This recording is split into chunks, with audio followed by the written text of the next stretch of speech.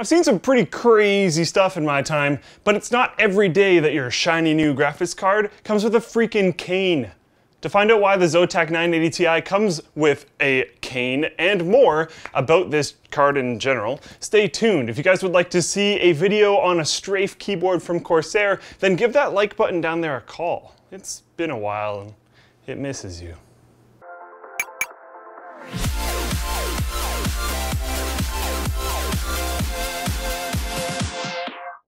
Corsair delivers real mech or nothing with their new strafe mechanical keyboard featuring genuine German-made Cherry MX switches. Click now to learn more.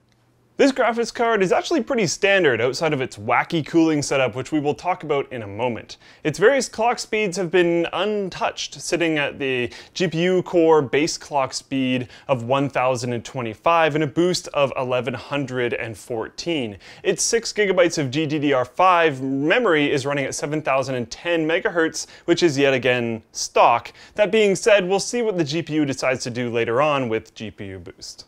For your standard fixins, you've got HDMI, triple DisplayPort, and DVI in the I/O department. In terms of connectivity, the card connects to the motherboard through its fairly standard PCI 16X Gen 3 connector, power through one 8-pin and one 6-pin PCIe power connector, and two other potential graphics cards through two available SLI fingers on the top left-hand corner.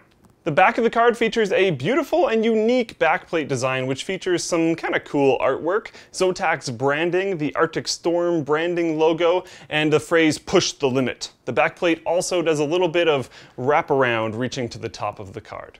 On the front of the card, we get more into the cooling powerhouse that runs this thing. ZOTAC strapped on a generous offering of 3 large fans, a whole whack ton of aluminum heatsink fins, and a plethora of heat pipes, but the card is barely running at a lower temperature than the stock cooler when under a load scenario of staring at the CRYSIS 3 SKYBOX, so what gives?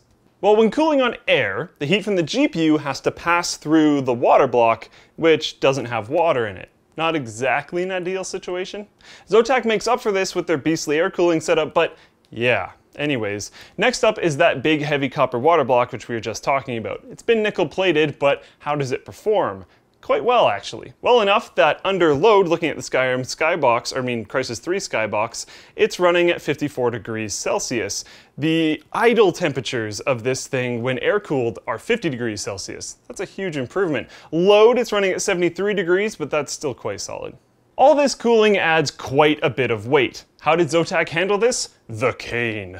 What the hell? This thing is ridiculous. Like, okay, cool, you identified a problem, came up with a solution, that's great. And with certain motherboard orientations, you won't need it. But the most common motherboard orientation, you will. Now, I prefer this idea over the cards just drooping like crazy and possibly having issues. At this weight, I would have torn it apart for being so freakishly droopy once installed, it's scary. And they fixed that problem, so high five for that. But what if I want to install 2 graphics cards? What if the height of my case is kind of weird? This pole only installs one way, and it's with the bottom of it being at a fixed height. I'm sure you could mod it to work better by drilling through the top and screwing it into the top of your case or something and letting it hang, then sawing off the bottom, but damn, that's probably a terrible idea. Honestly, I'm being hard on them for this. And it's a great idea. I'm happy they implemented it, but it maybe could have used some additional thought and some additional tooling to be more friendly to various situations. Now for performance. When looking at these graphs, please note that there are 3 separate entries for this card, depending on whether it was tested with stock clocks and air cooling, stock clocks and water cooling, or overclocked with water cooling.